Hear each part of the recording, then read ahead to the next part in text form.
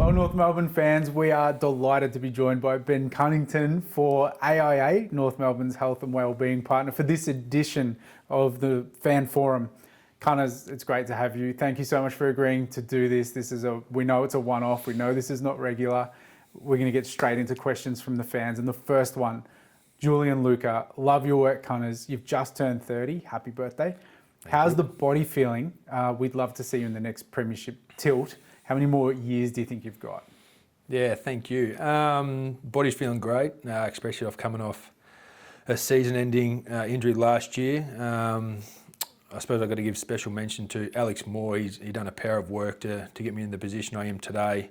And yeah, feeling good. Been getting through every game, so no hiccup so far, touch wood. And in terms of how long do I have left, the way I'm going, I'm feeling all right. So hopefully I am around for our next premiership window. Do you reckon, does your position being an inside contested midfielder, does that add years or take years away from the average footballer, do you reckon? Oh, I suppose I don't know any different. So it's just the way I do. So I'm still going okay at the minute. I know that at the minute we're trying to share the load a bit more. So whether that's going to help, having last year off could be a back-ended compliment. Had no bumps and hits and knocks. So I'm feeling good at the minute. So keep on going. Next question's from Riley Henderson. What do you like the most about footy?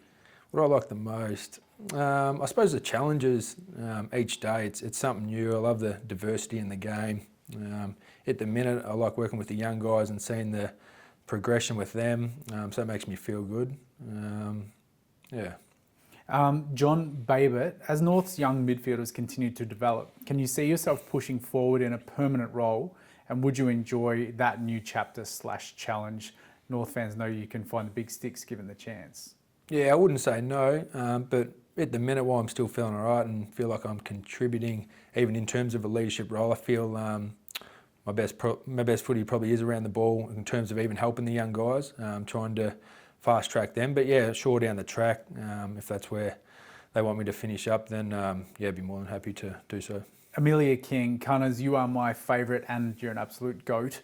How do you do it? Why are you so good? And do you have any tips to try and let her play like you? Oh, what do you say to that? I'm actually a pretty simple footballer. I just try and do the basics well.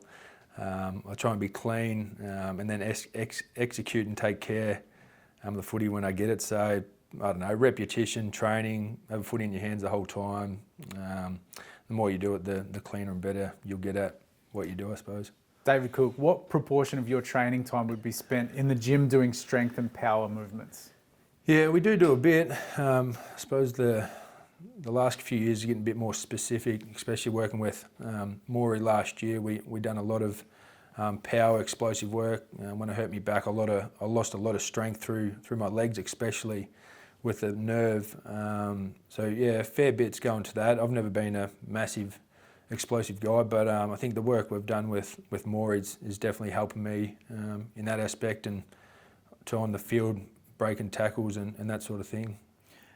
Nicholas Vaughan, how and why have you developed that? I think a lot of people want to know the answer to this question. How and why have you developed a left-handed only handballing technique? And for people who don't know, go through the highlights. I reckon you've only handballed once on your right in your career. I was thinking about that, and I've probably never been in a position I've had to use my right, so until that day comes, I'll keep using my left. But you can use your right?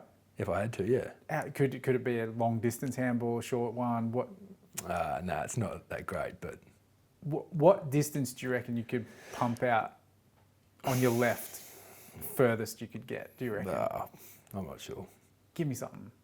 What do you want, 40? 40? Do you reckon you could do 40? I don't reckon I could. Oh. 30, sure. 30, yeah. Okay. Accurate. Aaron Smith, hi Cunners. You are one of the most underrated players ever outside the four walls of the Kangas. Has that ever got to you? Have you ever wanted to be at a bigger club? I wouldn't have thought so. Where you could probably get more respect? No, it's honestly, it couldn't have been any better. I don't play the game for that accolades outside these four walls. I love being respected internally and I like to play my role, but in terms of that acknowledgement, I couldn't be happier being at North because it's probably the best club for it. So that's probably worked perfect for me to slip under the radar and just do what I do. Because that's the irony of this, is that you just don't like doing media. Yeah, and you don't have to do it because we look after you. That's right. Oh, you're unreal for me. But yeah, good attention, bad attention. I just just struggle with it. So the more I can keep to me, not to myself, under wraps and slipping under radar, the easier my job is just to do my thing. Does that mean when you go home, you don't look at social, you don't look at newspapers, you don't look at TV, anything? When I was younger, like, I'm not going to lie, I loved footy and I did look at all that stuff, and I suppose I probably got caught up in the emotion. You have a good game, you're feeling unreal. You have a bad game, they're potting you, you feel poor. And I suppose one of my consistencies I've put down to is if I play good, play bad, I just try and keep level and keep to myself. So now I don't look into any of that stuff anymore, and I feel like I'm level. I don't get too ahead of myself, I don't get too down, and I feel it's been a bit of a key to my consistency. And the media side of things is just something you just don't like doing. Yeah, like I said, I struggle with the attention, so if I can avoid doing it myself, then it's going to limit more attention to me. The only one you can't really get away with is when the broadcasters get you on the ground after a good match, right? Yeah, I've been doing okay with that though. Yeah. Brett Cavagan, hi Ben, I have a 14-year-old son that plays in the midfield. What are some positioning tips at stoppages and skills you believe are very important to be a reasonable midfielder? The main ones have a handy ruckman, like Todd Goldstein, and they'll make your job a bit easier. And I suppose like what I touched on in one of the earlier questions, be clean at your craft. The more times you can spend having a football in your hands, the cleaner you're going to be. So when the ball does come your way, you can take it with one grab. Then what else? I suppose like the body work aspect, and that's a different type. But is that a big one though, the body work? Because if you watch you play, you do make early contact with your opponent to get to where you want to go to. That's right, and you're trying to get that separation. So that is key, because that's all you want. Inside a stoppage, half a metre is more than enough. You need to then take the footy and release it on your terms. Positioning, is massive. So I try to go into a high percentage spot where the ball's likely going to go. So then it gets a bit more technical, looking into oppo, hit zones, but Andrew Woodward, do you have a secret ability to slow down time? It just always seems like you can work your way out of congestion or hit that killer pass. Love your work. I actually don't have a choice because I am naturally slow. So I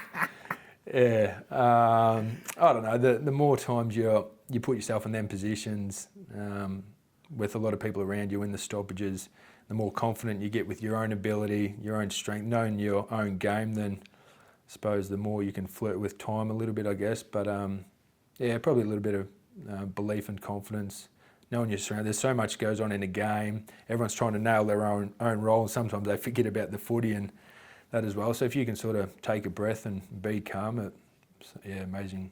Sometimes it looks like you invite the actual physical part of it, like sometimes you wait for someone to actually touch you or get to you before you release it. Do you need to know where they are through that physical touch? Or? Yeah, I love having feel. When I have feel, I feel I know where my opponent or where contact is coming from, and therefore I'm confident enough to release on my terms. I probably get more rattled if I'm out on a wing on my own in 50 metres of space. It's all blurry out there, but so I think it's just repetition and being comfortable in your own skin. And then as an add-on to that question, you never look like you panic under pressure. You're expecting contact. Is that part of being a good midfielder? Expect contact, and when it comes, deal with it? Yeah, but I suppose with that, you don't just want to throw yourself out in the deep end. You got to do the work and be strong with the footy. Have your body work down pat, and then like I said, the more times you do it, the more comfortable you get. But by no means it happens straight away. In the first couple of years, you get rattled, blurry, you panic, and etc. So it just takes a bit of time. Question from Adam Marinello. Did you laugh internally when you fended off your own teammate that game? I think it was Tom Powell. I think it might have been Kano. Oh, was it Kano? Yeah, so our club's best tackler, but I don't know, my arm just went up. I saw someone there, but I did have a laugh. Yeah. Chris Simpson, given your position on game day and therefore the amount of hits and knocks you receive, how many days does it take you to recover to the point where you're able to play again? Yeah, I suppose we're spoiled with our position, our recovery facilities, masseuse, physios, etc. It does fast track it, but I Oh, generally, yeah, you'd have the next day recovery. You're feeling a bit worse for wear, and also game post too. But then once you get to a club, you have a bit of a run. You don't feel great, but that run generally flushes a bit out, and then you get going from there. But yeah, generally a couple of days. But we're pretty lucky with our recovery mechanisms and everything we got. It doesn't take too long. A few people have asked how frustrating was it to miss the start of this season after missing all of last year? In terms of just missing the beginning, like with me, the concussion thing. Yeah. Yeah, it was. But I sort of knew I'd done enough in terms of the groundwork that I just had to get back, and then I was feeling confident. But yeah, obviously a bit frustrating, but I can't get too disappointed. Before me back, I had, I think, 11 years clean, so I've had a pretty good run compared to some others. We'll take a quick break from our chat with the boys to tell you about AIA, our life, health and wellbeing partner. When you join AIA Health, they'll not only be supporting you to lead a healthier, longer, better life, but they're also giving back to the club. You'll be protected with up to 70% back on extras, and you'll be rewarded for your small, healthy steps through AIA Vitality. Find out more at aia.com.au/NMFC. Was it difficult being on the sidelines last season when the team was struggling? How did you keep yourself influential in the team?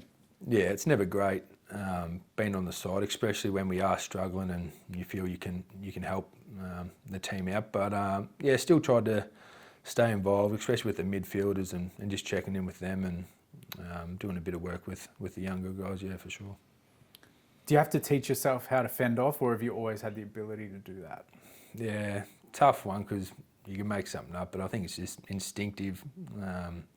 You don't want to get tackled, so you try different stuff, and yeah, it seems to work okay. Paul Robb on Twitter, what's been the highlight of your career? My highlight was, I would have nearly made it up then. No, I wouldn't. 2014 elimination final against Essendon. It was our first final win as our core group.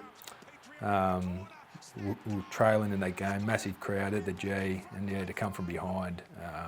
Just the feeling after that game, even during the game when we come back, it's just amazing. Just something what you strive for. Daniel McCarthy asks, who is the hardest opponent that you've played on throughout your entire career? Yeah, again, it's probably a positional one. I enjoy playing on the other elite inside middies, like Josh Kennedy and some of the great ones, Gary Ablin and that. But so I haven't felt too vulnerable on them. I more get scared on Varcos and them types out on the wing. If I got caught on them, I'm not feeling too great. No. Marcus Walsh, which club do you like to beat the most? I don't mind Essendon. I think we've got them pretty soon, so it'd be nice to get a win up on them. Okay. Noel Murray, how close do you think North is to playing finals and seriously contending for a flag? Yeah, obviously a tough question, but I do believe Nobes' high expectations, his philosophy, his building. We are building a strong base, which I believe is going to set us up for the near future. How long, I'm not too sure, but I don't think we're going as bad as what our ladder position says at the minute. I think we're building something at the minute. Michael Wilson, who of the young players coming through play most like you, do you think? Play most like me? I'd probably say LDU, but I feel he's a heaps better version. He's got speed, he's got explosive power, he can mark above his head. So he's one that definitely could slip into my spot and do even better. Yeah. Andrew Colliver, when you first got to the club, who did you look up to as a mentor? Yeah, okay. As a mentor, I probably looked up to Andrew Swallow. He was probably our number one midfielder at the time. He was a competitor. He was probably the one that introduced me to body work and the timing, and he was a good first possession player. So a lot of work with him on the field. And then off field, I've got Daniel Wells. He was one that I suppose helped me get comfortable within myself and helped me find my feet. When you first get drafted, it's a bit blurry and you're trying to fit in, and there's a lot going on. And yeah, Daniel's one that definitely helped me gain, I suppose, inner confidence to be myself. Steve-O Harper on Facebook, who's the most exciting young midfielder at the club in your opinion, and why? Yeah, tough one because you don't want to leave anyone out. But if I had to say someone, I'd say Taron Thomas. He's got got wicked instinct. His awareness, skills, as everyone sees, is elite. But he's, especially this year, he's starting to buy into, or not buy in, but he's starting to really get our structures and understand the roles within the stoppage, and starting to nail them, which is then setting him up to showcase his class. So I think he's our up and coming. Paul asks, what do you think of being in the leadership group? Yeah, it's something I've never aspired to be, but timing, positioning, I guess, sort of it all fell into place, and it's something I've actually enjoyed the last couple of years, especially working with the young guys. I don't want any extra attention towards me being in it or nothing like that, but to help the young guys and sort of help direct where we want to get to, then yeah, I'm all for that.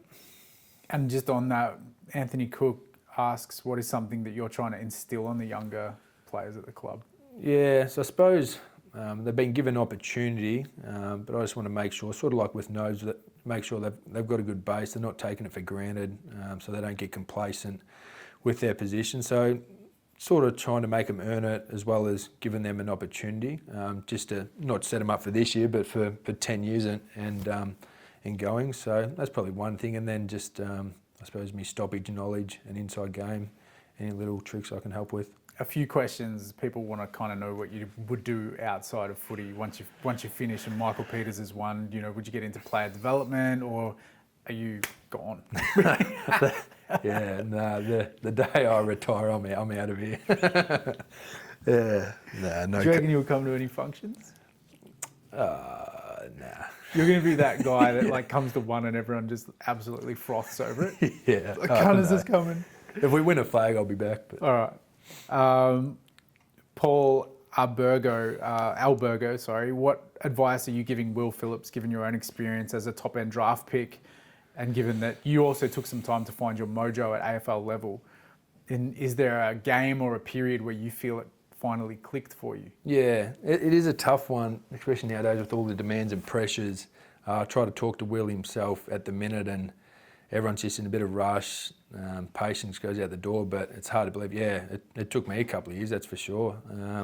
So you try and tell him that, but at the same time, you want to try and fast track him and get him to be the best that he could be. So yeah, talk to him a little bit, but yeah, probably took me 3 years. Not until I went back to the VFL a few times, and Brad Scott, probably a game changer was rather than getting caught up on me negatives and me running and all that, he actually went the opposite and said, let's get to work on your strengths and make them even better and elite, and that's probably a little bit of a trigger for me, yeah. Aia Vitality is a great way to get to know your health better. You can access the program through your AIA health policy, and it has a whole range of science-backed tools and checks to help improve your health and well-being.